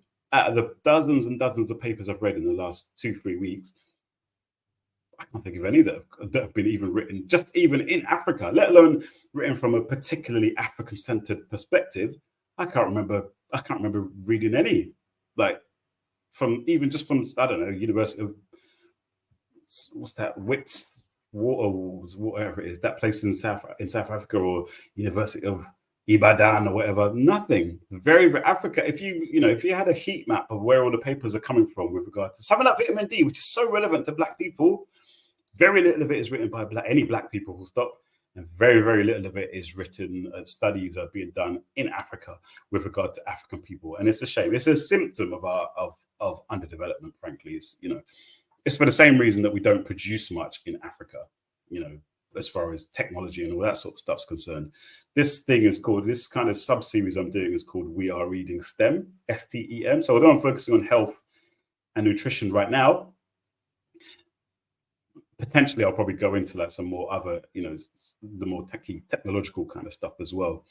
You said that, Super Nick, you said that we have to return to the source and implement old school knowledge. 1,000,000%. That's why we must pass down the gifts from our elders. Yeah, I have a there's an auntie or one of my grandparents' generation, what do we call a cuckoo, who was known apparently to know everything about all of the herbs, all of the plants, all the roots, all the fungi and whatnots in Uganda, where the part of Uganda that we are from, apparently. And I never met her. I grew up here in the UK, but some of my relatives knew of her, and they say, oh yeah, she could just tell you, go and get that leaf, and that will fix you. Unfortunately, that knowledge was not passed down. The what's the word? The collision between colonialism, modernity, westernization, and all that sort of stuff, unfortunately, bamboozled so many of us to the point that we just probably thought, oh, that's that silly woman talking about all this stuff to do with this, witchcraft and mumbo jumbo or whatever. No, Star, I want to go to the doctor, and the doctor is going to give me medicine from from the wazungu, which is going to fix me. And yeah, we absolutely need to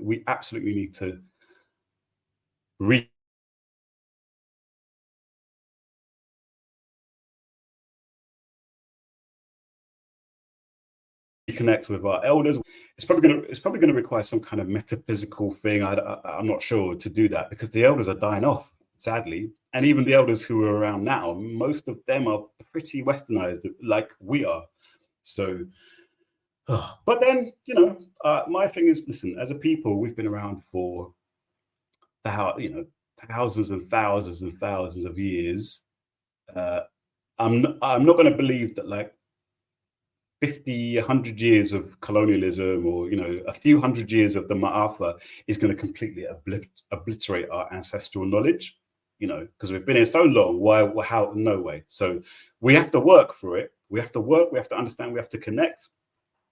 It's within us. Frankly, it's within us. Sometimes a lot of this stuff probably is to do with intuition and I don't know, like just connecting with each other on a certain kind of level, to a point where we kind of will be in a vibration to be able to, to tap into that ancestral wisdom which is within us, because they're there. The ancestors are there. Do you know what I mean? They've not gone in. I mean, they've gone somewhere, but they're not completely disappeared from existence. And we are us. They are us. Frankly, we are our ancestors. So it's just a matter of probably part of the, and it sounds wishy-washy, I get it, but part of the reconnection, the return to source, is just reconnecting with ourselves, recentering with ourselves, and being able to just be our authentic African selves. And in doing that, somehow, I don't know how, but somehow we'll start to be able to, more easily flow with the knowledge and the wisdom that is in our lineages, if you know what I mean. So, by the way, so Knichel, as I was saying it, apparently it's pronounced cynical. Oh yeah, that makes sense. Cynical. I would have probably got rid of the H. Cynical. So, said, I was told I don't have anemia, but I am a carrier for sickle cell, and I'm always cold. Yeah, my wife's always, not so much lately actually, but yeah, she was always cold. She used to be always cold as well. Sickle cell, very, very, very important topic there. I did a video. I don't know if you saw my video on sickle cell. That did. If you just go on my channel and search for sickle cell, you'll see the video I did on that. Because sickle cell is connected with malaria. The reason that we have, so you being a carrier of sickle cell, you're like an, I don't want to say you're like an X-Man, basically. Because you've got the sweet spot of being a carrier of sickle cell. Means that if you did get malaria, you'll be much, much, much less likely to have serious negative outcomes from getting malaria. Much less likely to experience mortality from getting malaria. So that that trait, that sickle cell malaria trait, is like almost like a superpower. But for whatever reason, as we know, if you have not just the trait, but if you have two of that particular gene, from one from your mum and one from your dad, then you have full-blown sickle cell, and then that tips you over into all of the problems with regard to sickle cell. And interestingly, with sickle cell and malaria, all of those are related to the blood, isn't it? So sickle cell makes the blood vessels change shape. Is that right? Yeah, make the blood change shape, which means they can't go into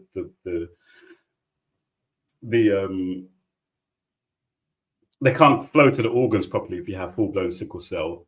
And then also malaria affects the blood in some way. I can't remember exactly how malaria affects the blood, but the blood is, it's like a battleground for the blood, basically. And then you've got iron, low iron, anemia. I didn't know, for example, that you could have low iron, but not necessarily have anemia, because anemia is low hemoglobin. And hemoglobin is the protein that contains iron, but just it's fascinating. So when you start getting into the scientific literature, it just gets deeper and deeper and deeper, and you're just like, this is so fascinating. Definitely found my calling in a sense, because I just love it. I love getting into it all. Yeah, so yeah, iron. Shout out to you, my good brother Anthony. Good to see you again. You really do simplify it for us, my brother. Good. That's my hope and that's my aim. Sometimes when I go off on one and read these papers and whatnot, I feel like, oh, is this getting a little bit too nerdy, neaky? Because I could just neek out and just read papers for hours on end. Whenever I have any spare time to myself, I'm just reading. Most normal people, normal quote unquote people are, yeah, let's go out and party and whatever, or at least watch TV. I'm like, no, let me sit in front of my laptop or my phone and read some scientific literature relating to hemoglobin and iron. It's all good. So Cynical said, with iron, I think the low end is supposed to be 15. And then is that yeah, I'm gonna look. I'll ask my wife to look at her, because she's had a lot of tests. Because with pregnancy, a lot of issues start kicking off with when you're pregnant, with regard to iron levels. And then, my wife, I mean, our last born was born in 4 years ago. Well, it's 4 years ago. And yet it's still persistent to this day. And what they've tended to do, just keep prescribing, what is it, ferrous iron, or what? Just keep prescribing, and she'll go back and they'll say, okay, yeah, your iron levels are kind of nearly normal or whatever, and then it's like, yeah, but some of the symptoms are still. It's like, well, what, you just wanted to be on iron tablets forever? Like, what about getting to the root cause of whatever it is that's causing the iron levels to be low in the first place? And that's something. I know low iron is very pervasive in Africa. Low iron is very amongst people in Africa. It's very pervasive amongst a lot of Black women women in particular in Britain, probably America as well, I'll assume. So it's and funnily enough, I think there's probably I've been studying to see if there's a connection between iron and vitamin D. There potentially is one, but it's not very clear. So yeah. And then Anthony said, in Louisiana, where I'm from, we used to have aunties who knew all the herbs. They were called root doctors. Yeah.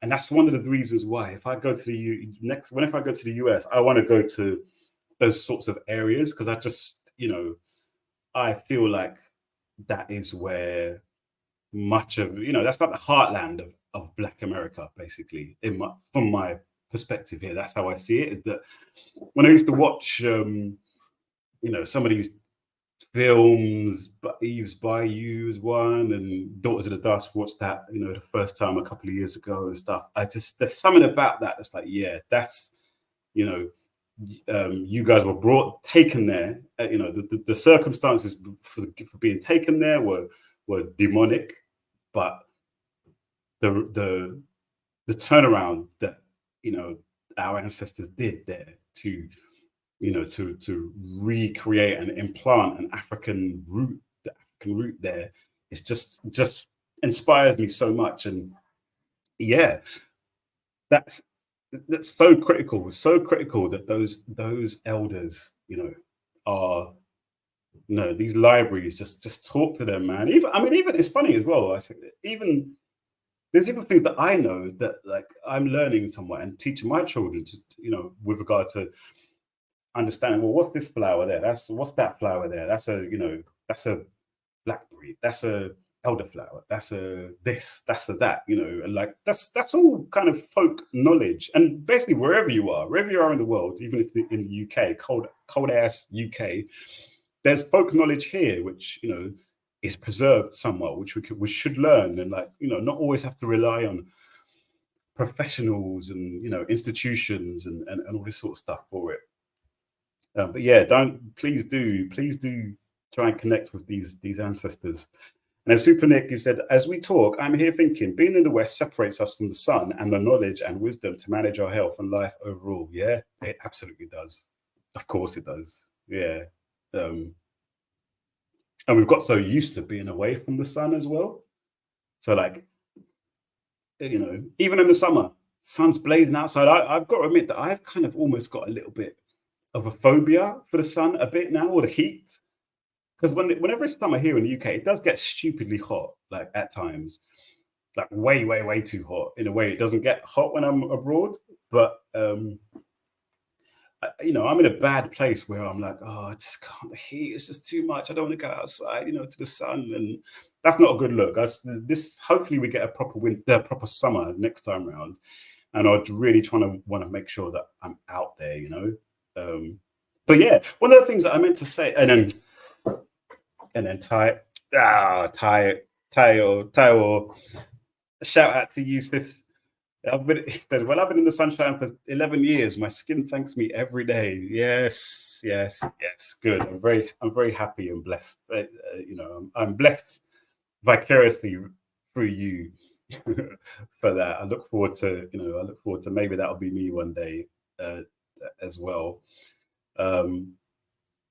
And my mother-in-law, she's always talking about, we've got to be in the sun, It's only recently I've kind of really, the pennies dropped. I'm like, yes, we really do. And something I was thinking about was that when we were looking at all the maps and stuff and talking about how, the further away we get from the equator, the lower our vitamin D status is, it made me think about those Africans who, in the US, who moved, the great migrations north. Is that what you call it? When the Africans moved from your Louisianas and, the South, Georgia, whatever, and they all migrated up to the north. Then you've got all of us Africans whose parents and grandparents moved from the Caribbean and Africa to the UK. And then you just think, unbeknownst to most of them, they were putting themselves into vitamin D deficiency. Then, especially in the UK, then you're facing all of this racism, you're facing all of this, this cultural onslaught, this physical, sensory onslaught, the cold, the unfriendliness, the different culture, the lack of fresh food, and this, that, and the other, and the severe deficiency of vitamin D, which is probably even worse in them days because they had a lot of smog in the UK in the 1950s and so on. You just think, I just give thanks. Like, yeah, they did a lot of things wrong, but the fact that they made it through that period and were able to bring the likes of us into being and clothe us and feed us, it's just like, no one's gonna know. No one's gonna know that pressure they were under, and that physical, that psychosocial battering that they were taking non-stop all the time. No summers to speak of for years. Cold, snow, this, that, and the other. So this really did get me thinking about them and really valuing them, valuing the sacrifices they made. Probably, sometimes there's like elders who we have in our families now who are miserable and, patchy and, very hard to get on with, always finding a bad word to say about everything and so on and so forth. And it's kind of like, well, listen, this person came to the UK in 1960 or whatever, 1961, 1962, or this person moves from Alabama to Detroit in the 1940s, and every single day for their lives throughout their 20s and 30s and 40s or whatever, were just being bombarded. Their immune system was weakened because of the vitamin D deficiency, amongst other things. Listen, cut them some slack is what I keep thinking, cut them some slack, because that was there's women heroic that they what they did, and I'm glad they did it.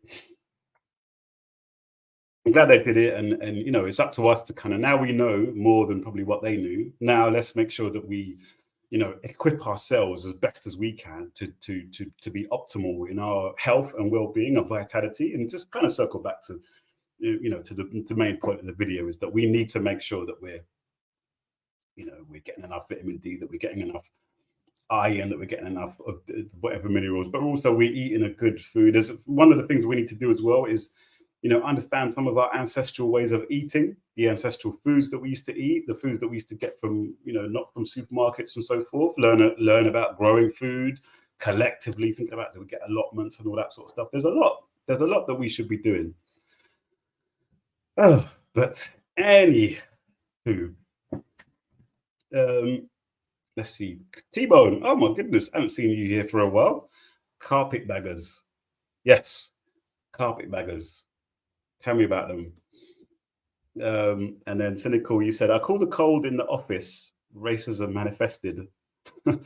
They know where we come from, but that does say something about our elders fleeing to the north. All right, the Great Migration, is that what it was called? Okay, thank you. And then Super Nick said, do you think that the lack of sun in the UK and the difficult conditions the elders faced became internalized, and with other factors created the prevalent diseases in our communities? Yeah, I think so. I think without a shadow of a doubt, to be honest, because like, if there's one thing that even, you know, Western medicine is kind of realizing, is that a lot of disease is either caused by or made worse by stress, is what they call it. So stress is one of the major. A lot of the time when I look at in NHS, when I look at, you know, stuff to do with different diseases and conditions and stuff like that, they'll be like, okay, cool. What are the causes of this thing? And it'll be like, most often than not, it's like stress is up there, you know, because stress isn't just like me anyway. I grew up probably thinking of stress and mental illness as being like an abstract thing, but stress isn't abstract. It's in the body. A lot of the ways that we think and are physical are actually in the body. And Amos Wilson, actually, Baba Amos Wilson, his lecture, Blueprint for Black Power lecture, very, you know, his phenomenal lecture. He talks about that. He talks about how the transformation of our ancestors' environment from an African environment to the enslaved environment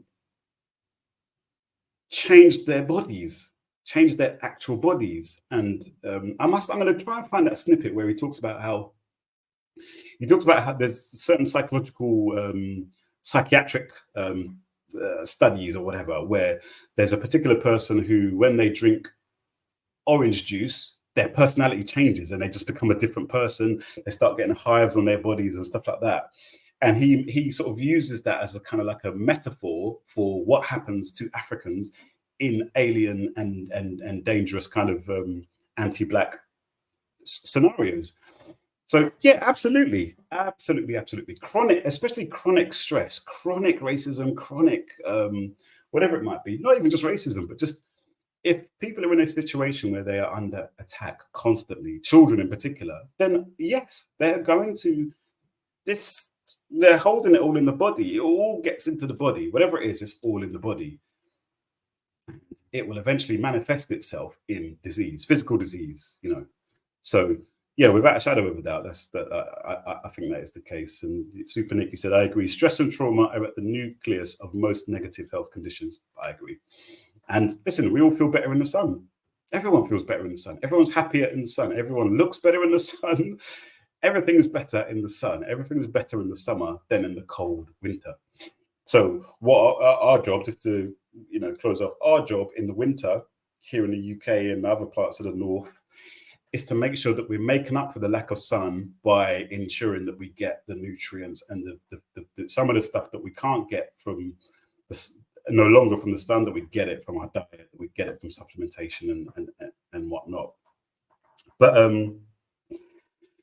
Anyway, that went on for that's been a lot longer than I thought it was going to be. But no, I'm really glad that you guys joined. Some of you guys joined toward the end of the stream, so you can rewind if you want to and watch the earlier part where we went into more of the details. Yeah, exactly as Roya said. Everybody loves the sunshine, you know. So yeah, peace. Make sure you, if you haven't subscribed, do subscribe. Check out the eliwananda.substack.com and check me out on Facebook as well, Eliwananda. We'll be back again hopefully next week for to discuss in a bit more in detail the supplement issue. So I'm glad we've had this conversation today because it's kind of given me a bit of a guide about how best to kind of frame that conversation and some of the topics that we need to talk about. But in the meantime, I want to wish all of you guys an amazing rest of the day or rest of the evening, wherever you are. And I will see you next time around. We'll be here. We'll be back on Saturday, I believe, this Saturday, to carry on reading through Barbara Amos Wilson, Blueprint for Black Power. So make sure you join us for that. In the meantime, I want to say Echeo, as my brothers and sisters from Destination Africa will say. Echeo. Peace and blessings. Till next time. Peace.